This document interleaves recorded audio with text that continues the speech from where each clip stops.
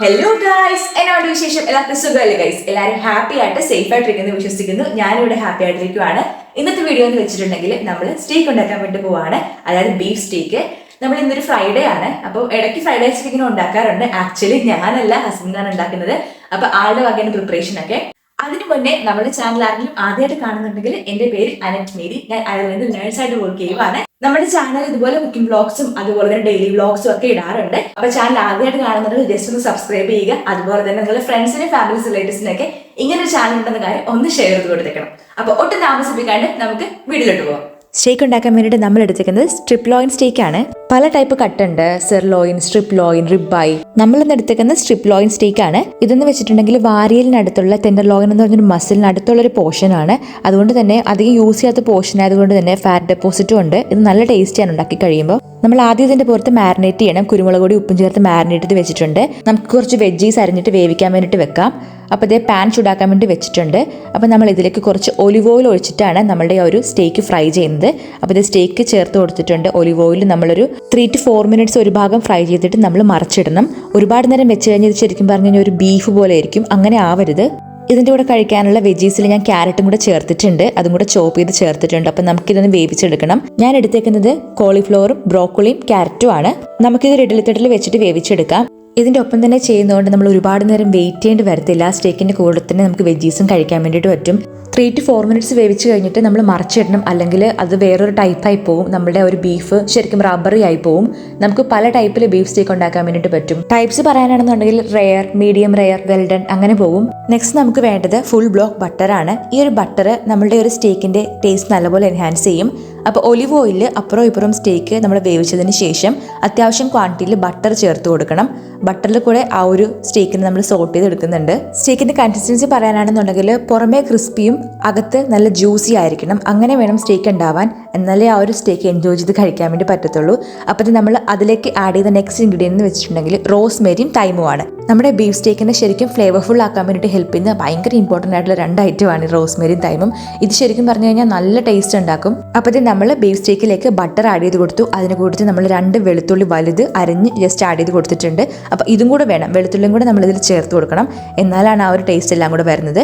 ഇത് നമ്മൾ റോസ്മേരിയും തൈമും കൂടെ ഇതിലേക്ക് ചേർത്ത് കൊടുത്തിട്ടുണ്ട്. അപ്പോൾ ബട്ടറിൽ റോസ്മേരിയും തൈമും അതുപോലെ തന്നെ ഗാർലിക്കും കൂടെ നല്ലപോലെ സോട്ടായി ആ ഒരു ഫ്ലേവറൊക്കെ നമ്മുടെ ഒരു സ്റ്റേക്കിലേക്ക് ഇറങ്ങണം.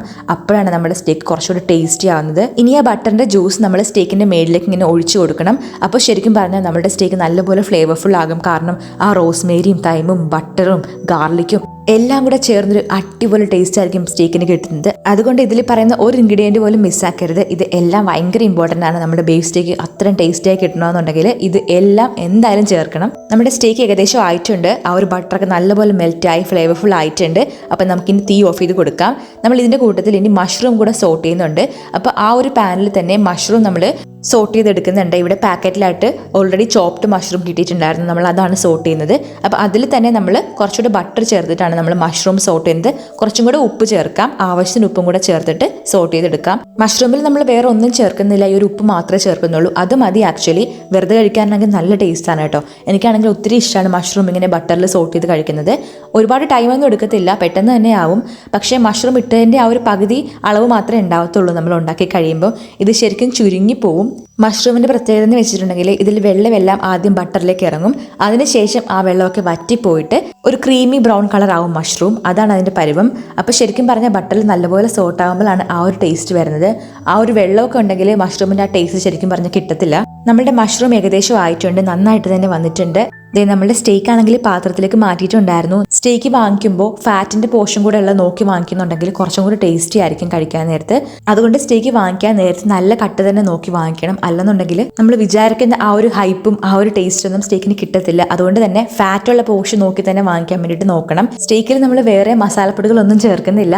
ആകപ്പാടെ വെളുത്തുള്ളിയും കുരുമുളക് പൊടിയും മാത്രമാണ് നമ്മുടെ ഇന്ത്യൻ ഡിഷിന്റെ റെപ്രസെന്റേറ്റീവ് ആയിട്ട് ഇവിടെ വരുന്നത്. നമ്മുടെ വെജീസ് ഒക്കെ റെഡി ആയിട്ടുണ്ട്. അപ്പോൾ നമ്മൾ പാത്രത്തിലേക്ക് ആക്കിയിട്ടുണ്ട്. വെജീസും അതുപോലെ തന്നെ സ്റ്റേക്കും ആ ഒരു വെളുത്തുള്ളിയും റോസ്മേരിയും തൈമും കുറച്ച് ബട്ടറും അതുപോലെ തന്നെ മഷ്റൂം ഒക്കെ ആയിട്ട് നമ്മുടെ പ്ലേറ്റ് ഇവിടെ സെറ്റാണ് കഴിക്കാൻ വേണ്ടിയിട്ട്. ഇത് കണ്ടപ്പോൾ തന്നെ എൻ്റെ വായിൽ നിന്ന് വെള്ളം വരാൻ തുടങ്ങിയിട്ടുണ്ട്. ഇത് നമ്മൾ മിച്ചമുള്ള വെജീസ് എല്ലാം കൂടെ വേറൊരു പാത്രത്തിൽ അടുത്ത് തന്നെ വെച്ചിട്ടുണ്ട് ആവശ്യാനുസരണം കഴിക്കാൻ വേണ്ടിയിട്ട്. നിങ്ങൾക്ക് കണ്ടിട്ട് എന്ത് തോന്നുന്നു? ഇഷ്ടപ്പെട്ടോ ഈ ഒരു പ്രസൻറ്റേഷനും അതുപോലെ തന്നെ സ്റ്റേക്കിൻ്റെ ലുക്കും കാര്യങ്ങളൊക്കെ? എനിക്ക് കണ്ടിട്ട് എന്തായാലും ഭയങ്കര ടെംപ്റ്റിംഗ് ആയിട്ട് തോന്നുന്നുണ്ട്. ഞാനാണെങ്കിൽ ഇപ്പം തന്നെ എടുത്ത് കഴിക്കും. ബീഫ് എനിക്ക് ഒത്തിരി ഇഷ്ടമാണ്, അതുകൊണ്ടാവും സ്റ്റേക്കിനോട് വല്ലാത്തൊരു പ്രണയമാണ്. ഇതുണ്ടാക്കി തരുമ്പോഴൊക്കെ ഞാൻ കണ്ണും പൂട്ടി ഫുള്ളും ഫിനിഷ് ചെയ്യാറുണ്ട്. അപ്പോൾ അതേ ഞാൻ ട്രൈ ചെയ്യാൻ വേണ്ടിയിട്ട് പോവുകയാണ്. ഇതെനിക്ക് ഇടയ്ക്ക് ഉണ്ടാക്കി തരാറുണ്ട് കേട്ടോ. ഞാൻ പ്രഗ്നൻ്റ് ആയിരുന്ന സമയത്തൊക്കെ ഇത് കിട്ടാൻ വേണ്ടിയിട്ട് ഞാൻ കാത്തിരിക്കുമായിരുന്നു. പ്രഗ്നൻസി സമയത്ത് ഡയബറ്റീസ് ഹിറ്റ് ചെയ്തപ്പോൾ എൻ്റെ ഏറ്റവും വലിയ കൺസേൺ ആയിരുന്നു ഫുഡ് എന്ത് കഴിക്കുക എന്നുള്ളത്. മിക്കപ്പോഴും വീക്കെൻഡ്സിൽ എനിക്ക് ഉണ്ടാക്കി തരുമായിരുന്നു. അതുകൊണ്ട് തന്നെ വീക്കെൻഡ്സ് ആകാൻ വേണ്ടിയിട്ട് ഞാൻ ശരിക്കും വെയിറ്റ് ചെയ്യുമായിരുന്നു ആ ഒരു സ്റ്റേക്ക് കിട്ടാൻ വേണ്ടിയിട്ട്. അപ്പോൾ ഇത് ഞാൻ ട്രൈ ചെയ്യുവാണ്. എനിക്കാണെങ്കിൽ എന്ത് പറയണമെന്ന് അറിയത്തില്ല. മെൽറ്റ് ഇൻ ദ മൗത്ത് എന്നൊക്കെ പറയുന്ന പോലെ നല്ല ജ്യൂസിയാണ്, നല്ല ടേസ്റ്റ് ഉണ്ട്, ആ ഒരു ഫ്ലേവറൊക്കെ നല്ലപോലെ കിട്ടുന്നുണ്ട്. ഞാൻ കാര്യമായിട്ട് തന്നെ പറയുവാണ്, നല്ല ടേസ്റ്റ് ഉണ്ട്. ഇത് ശരിക്കും മസ്റ്റ് ട്രൈ ആയിട്ടുള്ള ഐറ്റമാണ്. നിങ്ങൾ ട്രൈ ചെയ്തിട്ടില്ലെങ്കിൽ ഇങ്ങനെയൊന്ന് ഉണ്ടാക്കി നോക്കണം. ഇതെന്തായാലും വേർത്തായിരിക്കും. നിങ്ങൾ വൺസ് ട്രൈ ചെയ്ത് കഴിഞ്ഞാൽ നിങ്ങൾ പിന്നെയും ഉണ്ടാക്കും. അത് മാത്രമല്ല, നമ്മൾ ഇന്ത്യൻ ഡിഷസ് ഉണ്ടാക്കുന്ന അത്രയും പാടുമില്ല, പെട്ടെന്ന് ഉണ്ടാക്കാനും പറ്റും, വിശപ്പും കെടും. അതുപോലെ തന്നെ ഇത് കഴിച്ച് കഴിഞ്ഞ് കിട്ടുമ്പോൾ സാറ്റിസ്ഫാക്ഷൻ ഇല്ലേ, അത് വേറെ ലെവലാണ്. ഇത് വൺസ് ട്രൈ ചെയ്ത് കഴിഞ്ഞാൽ പിന്നെ നമ്മൾ എന്തായാലും വീക്ക്ലി വൺസ് എങ്കിലും ഇത് ഉണ്ടാക്കി കഴിക്കുന്ന കാര്യം 100% ഗ്യാരണ്ടിയാണ്. സോ നിങ്ങൾ ആരെങ്കിലും ബീഫ് സ്റ്റേക്ക് കഴിച്ചിട്ടില്ലെങ്കിൽ ഇങ്ങനെ ഒന്ന് ട്രൈ ചെയ്ത് നോക്കണം. Trust me guys, you will definitely thank me. അപ്പോൾ നമ്മൾ ബീഫ് സ്റ്റേക്ക് ജസ്റ്റ് ഒന്ന് മുറിച്ച് ഞാൻ ഉള്ളിലെ പോർഷൻ കൂടെ കാണിച്ചു തരാം. അകത്ത് നല്ല ജ്യൂസിയാണ്, പുറത്ത് അത്യാവശ്യം ക്രിസ്പിയാണ്. അപ്പോൾ ഇങ്ങനെയാണ് ഇത് വരേണ്ടത്, അകത്ത് ജ്യൂസിയും പുറത്ത് ക്രിസ്പിയും. സ്റ്റേക്ക് ഉണ്ടാക്കി കഴിഞ്ഞാൽ ഉടനെ എടുത്ത് കഴിക്കരുത്. ഒരു 5 മിനിറ്റ് ഒന്ന് വെയിറ്റ് ചെയ്യണം, പ്ലേറ്റിൽ വെക്കണം, അതിന് ശേഷം വേണം കഴിക്കാൻ. അപ്പോഴാണ് അതിലുള്ള ജ്യൂസൊക്കെ പുറത്തേക്ക് ഇറങ്ങി അത് ശരിക്കും പറഞ്ഞാൽ ആ ഒരു ടേസ്റ്റ് കറക്റ്റായിട്ട് കിട്ടത്തുള്ളൂ. ഇതിൻ്റെ കൂട്ടത്തിൽ ഈ വെജീസും കൂടെ കഴിക്കുമ്പോൾ ഉണ്ടല്ലോ, വയറ് ശരിക്കും പറഞ്ഞാൽ ഫുള്ളാവും. പിന്നെ നമുക്ക് വേറെ ഒന്നും കഴിക്കാൻ പറ്റത്തില്ല. വെജീസിലാണെങ്കിൽ ഞാൻ വേറെ ഒന്നും ചേർത്തിട്ടില്ല, ജസ്റ്റ് നമ്മൾ വേവിച്ചെടുത്തിട്ടേ ഉള്ളൂ. പക്ഷേ ഇത് കഴിക്കാനാണെങ്കിൽ നല്ല ടേസ്റ്റാണ് കേട്ടോ.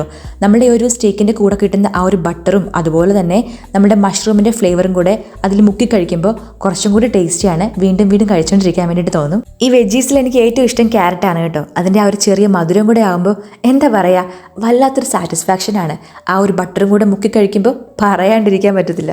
അപ്പൊ നിങ്ങൾ കണ്ടല്ലോ ബീഫ് സ്റ്റേക്കിന്റെ പ്രിപ്പറേഷൻ കാര്യങ്ങളൊക്കെ അടിപൊളി റെസിപ്പിയാണ്. തീർച്ചയായിട്ടും ട്രൈ ചെയ്യണം. എന്നിട്ട് നിങ്ങൾ കമന്റ് ബോക്സിൽ തന്നെ അറിയിക്കണം എങ്ങനെയുണ്ടായിരുന്നുള്ളത്. അപ്പൊ ഗൈസ്, അത്രയും വീഡിയോ എല്ലാവർക്കും ഇഷ്ടപ്പെട്ടെന്ന് വിചാരിക്കുന്നു. ഇഷ്ടപ്പെട്ടാൽ പ്ലീസ് ലൈക്ക് ആൻഡ് ഷെയർ ചെയ്യുക, സബ്സ്ക്രൈബ് ചെയ്യുക, സൈഡിൽ കണ്ട് ബെല്ലൈക്കൺ ടാപ്പ് ചെയ്ത് അടിച്ചുകൊണ്ടിരിക്കുക. പിന്നെ നിങ്ങളുടെ ഫ്രണ്ട്സിനും ഫാമിലീസ് റിലേറ്റീവ്സിനും ഒക്കെ ഇങ്ങനൊരു ചാനൽ ഉണ്ടെന്ന കാര്യം ഒന്ന് ഷെയർ ചെയ്ത് കൊടുത്തേക്കണം. അപ്പൊ കിടിലൻ വീഡിയോ ആയിട്ട് വീണ്ടും കാണാം. അതുവരേക്കും ടാറ്റ, take care and Sannu signing of.